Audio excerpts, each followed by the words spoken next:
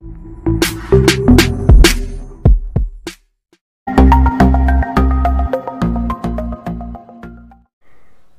నమస్కారం. ఎలా ఉన్నారు? బాగున్నారా? నేనైతే బాగున్నానండి. మీరందరూ కూడా అమ్మవారి ఆశీస్సులతో బాగుండాలని కోరుకుంటూ ఈరోజు ఒక మంచి వీడియోతో మీ ముందుకు వచ్చాను. లక్ష్మీ కటాక్షం కోసం మారేడు చెట్టుని మనం ఎలా పూజించాలి, అలానే లక్ష్మీ అనుగ్రహం కోసం మారేడు చెట్టుకి ఎలాంటి పూజలు చేయాలి, ఈ మారేడు ఆకుల్ని మనం ఎప్పుడు కొయ్యాలి, ఇంటిలో ఏ దిశలో ఉండాలి, శివుడికి సమర్పించిన ఆకుల్ని మళ్ళీ శివుడికి సమర్పించవచ్చా లేదా, ఇంకా శివునికి ఎలా సమర్పించాలి, ఇలాంటి మరెన్నో విషయాలన్నీ కూడా తెలుసుకుందామండి. అవన్నీ తెలుసుకునే ముందు ఒక చిన్న రిక్వెస్ట్, ఈ వీడియోకి ఒక చిన్న లైక్ చేయండి. సబ్స్క్రైబ్ కాకుండా కొత్త వారు వచ్చి చూస్తుంటే మన ఛానల్కి సబ్స్క్రైబ్ చేసుకుని బెల్ బటన్ ప్రెస్ చేసి ఆల్ అనే నోటిఫికేషన్ని ఆన్లో పెట్టుకోండి. అలానే వీడియోని ఎండింగ్ వరకు చూడండి, చాలా ఇంపార్టెంట్ అయిన విషయాలన్నీ కూడా ఉన్నాయి. సరేనండి, ఇక మన వీడియో మాటకి వెళదాము. మారేడు చెట్టు నుంచి వచ్చే గాలి శరీరానికి తగలడం వల్ల ఆరోగ్యానికి చాలా మేలు జరుగుతుందని, వ్యాధులని రావని చెప్తారు. అలానే బిల్వపత్రాలు నూరి శరీరానికి పూసుకుంటే చెమట వాసన రాదు. మారేడు వేరుని తేనెలో బాగా నూరి మిక్స్ చేసిన ఆ రసాన్ని మనం తాగితే వాంతులు వెంటనే తగ్గిపోతాయి. శివుని పూజలో ఆయనకి కొన్ని పూలతో పాటు సమర్పించే ఈ మారేడు పత్రాన్ని బిల్వపత్రం అని అంటారు. పవిత్రమైన వృక్షాల్లో ఈ మారేడు చెట్టు ఒకటి. ఇది శివునికి చాలా ప్రీతికరమైంది. ఈ మారేడు ఆకులతో శివుడికి పూజ చేసుకుంటే అనుకున్న పనులన్నీ కూడా నిర్విఘ్నంగా జరిగిపోతాయి. ఈ మారేడు చెట్టు ముళ్లతో కనిపిస్తుంది. ఈ చెట్టు చుట్టూతా భక్తితో ప్రదక్షిణాలు చేసి భక్తితో చెట్టును తాగితే శివుణ్ణి తాకినట్లేనని చెప్తారు. మారేడు దళంలోని 3 భాగాల్లో త్రిమూర్తులైన బ్రహ్మ, విష్ణువు, శివుడు కొలువై ఉంటారు. ఏకబిల్వం పత్రంలోని 3 రేకుల్లో ఎడమవైపు బ్రహ్మ, కుడివైపున విష్ణుమూర్తి, మధ్యనున్నది శివుడని మన పురాణాలు చెప్తున్నాయి. ఇంకా బిల్వపత్రంలోని ముందు భాగాన అమృతం ఉంటుందని, వెనక భాగాన యక్షువులు ఉంటారని అంటారు. అందుకని బిల్వపత్రంకున్న ముందు భాగాన్ని శివుని వైపు ఉంచి పూజించాలని చెప్తారు. పవిత్రమైన ఈ బిల్వపత్రం పరమశివుడికి పూజకి చాలా శ్రేష్టమైంది. శివార్చనకు 3 రేకులతో ఉన్న బిల్వదళాలను పూజకు ఉపయోగించాలి. ఒకసారి కోసిన బిల్వపత్రాలని సుమారు ఒక 15 రోజుల పాటు పూజకు ఉపయోగించుకోవచ్చు. అవి వాడిపోయినా దోషం ఏమీ ఉండదండి. అవి వాడినా కానీ సమర్పించేటప్పుడు మాత్రం 3 రేకులు మాత్రం తప్పనిసరిగా ఉండాలి.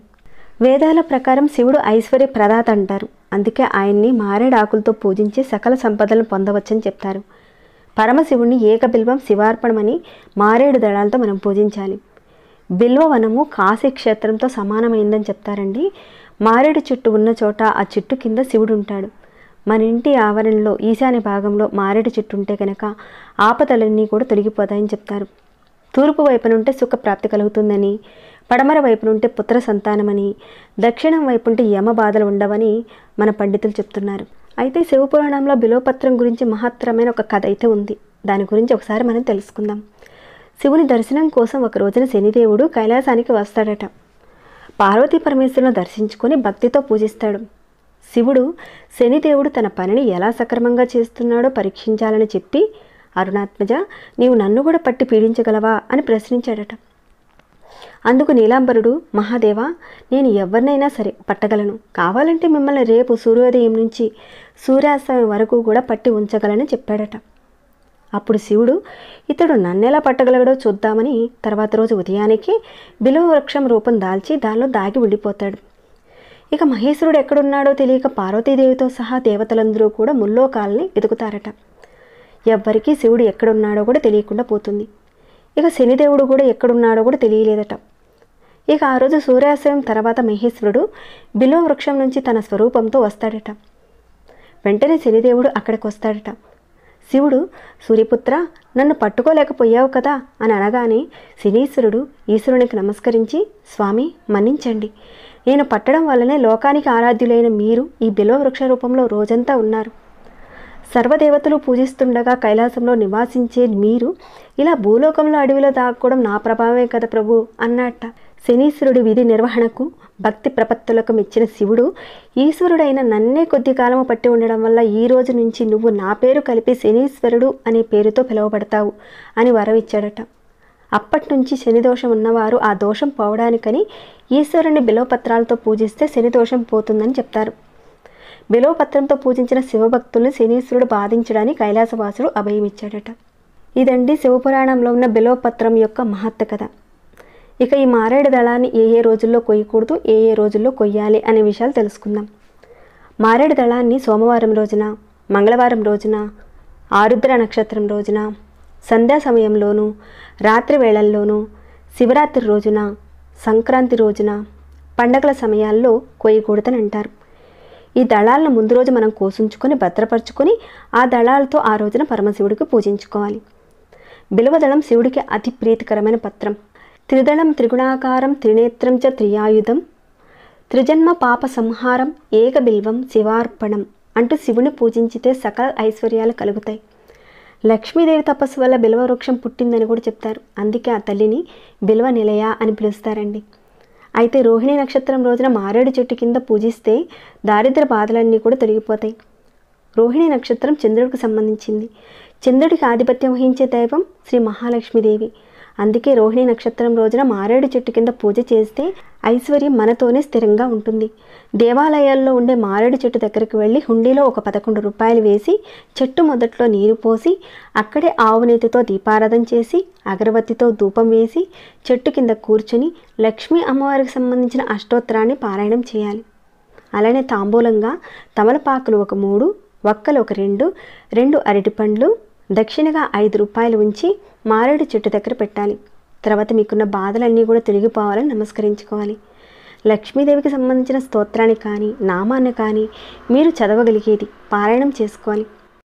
తర్వాత చిరుగులు లేని మారేడు దళాలు ఒక 2 కానీ 3 కానీ ఇంటికి తెచ్చుకొని ఒక దళాన్ని బీరువాలో ఉంచుకోండి.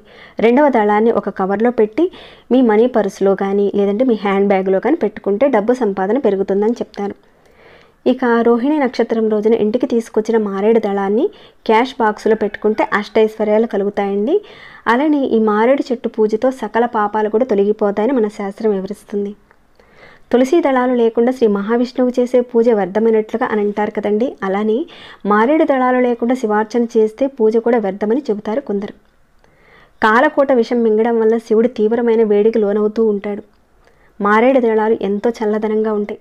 అందుకే శివుణ్ణి మారేడు దళాలతో అర్చిస్తే ఆయన చాలా సంతోషపడతాడు.